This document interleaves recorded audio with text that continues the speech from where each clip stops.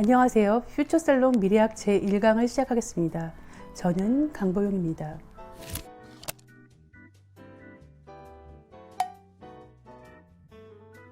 미래학이란 무엇일까요? 앞서 인트로 동영상에서 미래학을 시계를 넓혀 인류가 당면한 여러 가지 이슈들을 해결하는 방안을 연구하는 학문이라고 정리했지만 사실 그리 간단하지가 않습니다.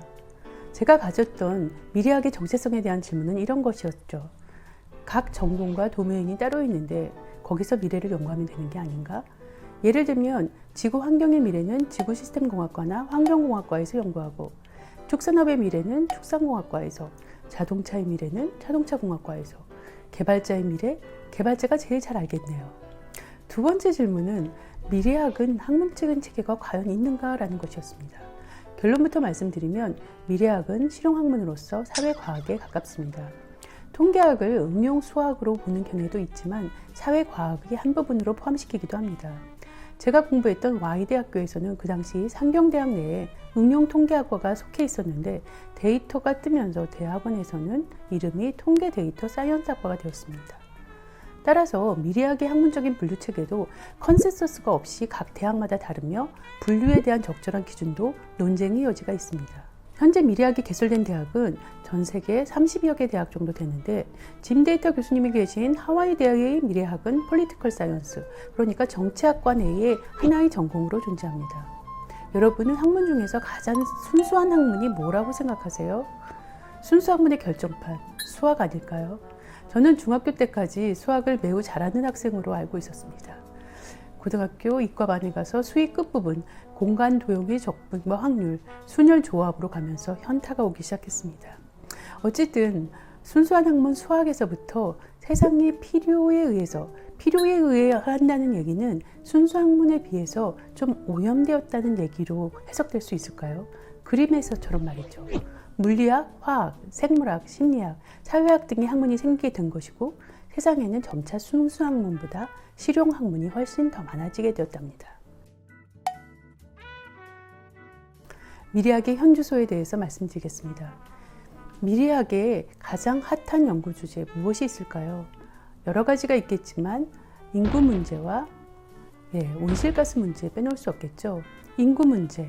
2750년에 한국은 왜소한 공룡처럼 지구상에서 사라진다는 예측이 있습니다. 그래프에서처럼 말이죠. 온실가스 문제. 온실가스 이대로 방치하면 2100년 지구 온도는 4.8도, 해수면 높이는 최대 82cm나 높아진다고 합니다. 이러한 숫자들이 어떻게 나왔을까요? 미래 연구에서도 독립변수와 종속변수, 매개변수를 도입하여 모델링을 하고 머신러닝 알고리즘을 이용하여 다양한 정량적인 분석을 합니다. 그래서 미래학에 관심 있으신 분들, 미래학에서도 추리적인 분석 스킬 여전히 중요하다는 거 말씀드립니다. 사실 인구나 환경 문제뿐 아니라 모든 문제 분석과 해결 방안의 모색의 시발점은 과학기술적 지식과 팩트 분석에서 시작해야 한다고 봅니다. 그런데 미래 연구가 다른 학문과 다른 것은, 미래 연구에서 가장 중요한 것은 미래 연구가 융합적이고 통섭적인 접근 방법으로 행해져야 한다는 것인데요. 저는 그 이유를 세 가지로 요약해 봤습니다.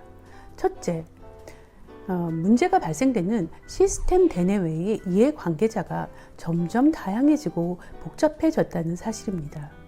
둘째, 복잡계의 피드백 효과에 의해서 인과관계 규명이 어려워졌습니다.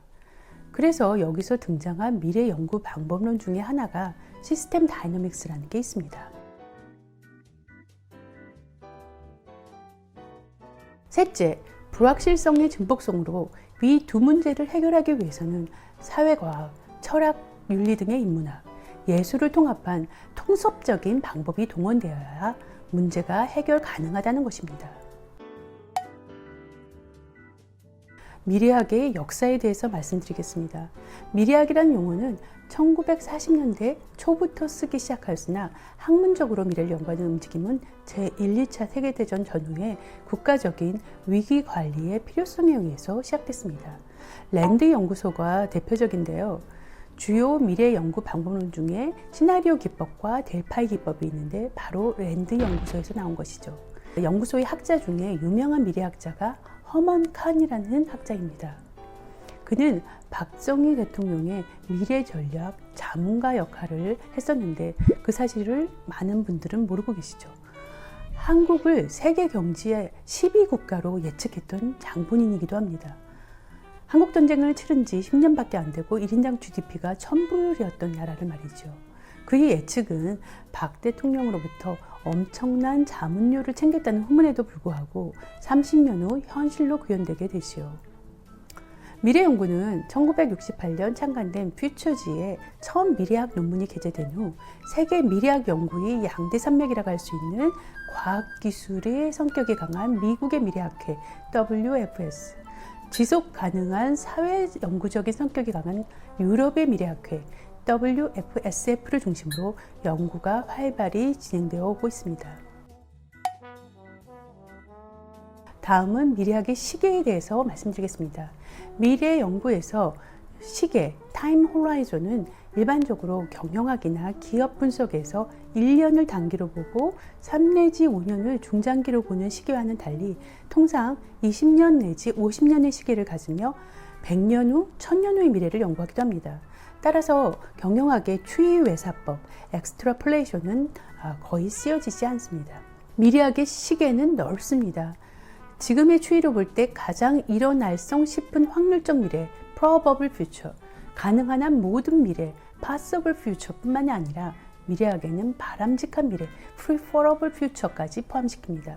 우리가 통일은 대박이라는 말을 하는데 통일은 미래학에서 선호하는 미래, 가능한 미래는 될지언정 확률적 미래로 예측하기 매우 어려운 X 이벤트에 해당이 됩니다.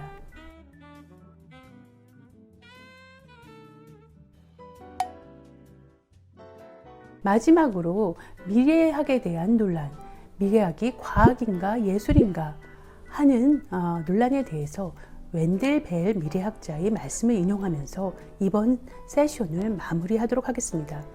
미래학이 다른 학문과 결정적으로 다른 것은 미래 사회를 대상으로 하기 때문에 실증할 수 없다는 점입니다.